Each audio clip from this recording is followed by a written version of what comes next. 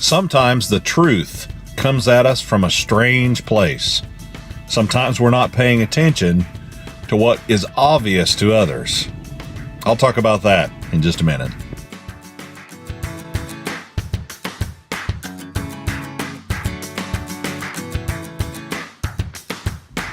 Recently, I enjoyed several days off over Christmas break.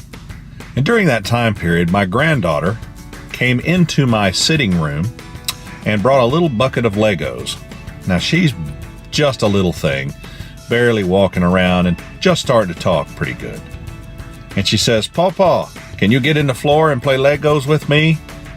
And I, of course, said, "Now, Pawpaw's getting old. It's hard for Pawpaw to get in the floor. It's hard for him to get up and down." And she says, "Yeah, because of your big belly." Well, I laid in the floor for at least a couple of minutes just laughing because of the truth that she had just dropped on me. Now, while I am not enormously huge compared to some people, I certainly could stand to lose a little bit of weight. But sometimes we think, I'll just go ahead and have this taco, or I'll go ahead and have this piece of pizza, or I'll go ahead and eat this and enjoy it. Well, I have to be sociable. I have to take part in this feast that we're having. And sometimes we forget to check ourselves, and we need to make sure that we're taking care of ourselves in an appropriate way.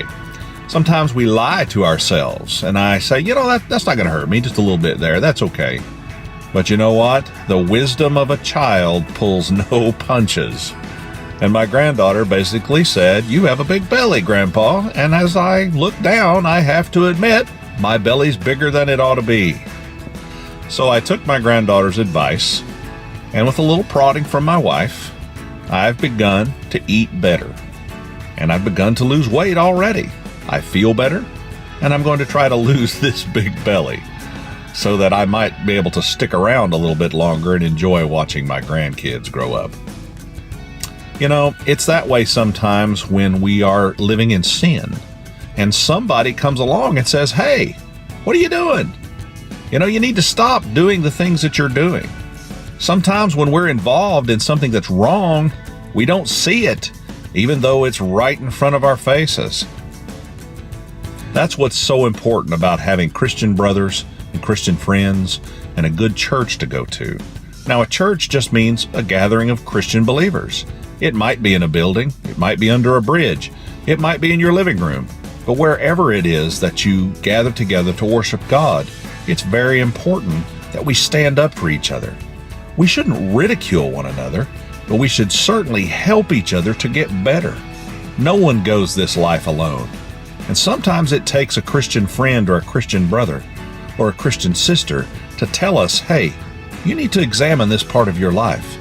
But if we do it the way the Bible tells us to, we do it with gentleness, we do it with kindness, and we always do it in love.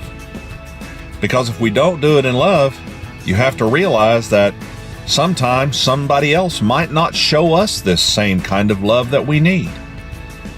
Honestly, when we're trying to help someone else, it's very important that we take a good look in the mirror ourselves, because who am I to judge another person? And you see, that's the difference. This isn't about judgment. It's about helping us all to get better and closer to Christ. Now, I don't know how much of my big belly that I will lose, but I am certainly going to try. I'm certainly going to do my very best, and with the good Lord's help, all things are possible. Thank you so much for watching. Have a great day, and be kind to each other.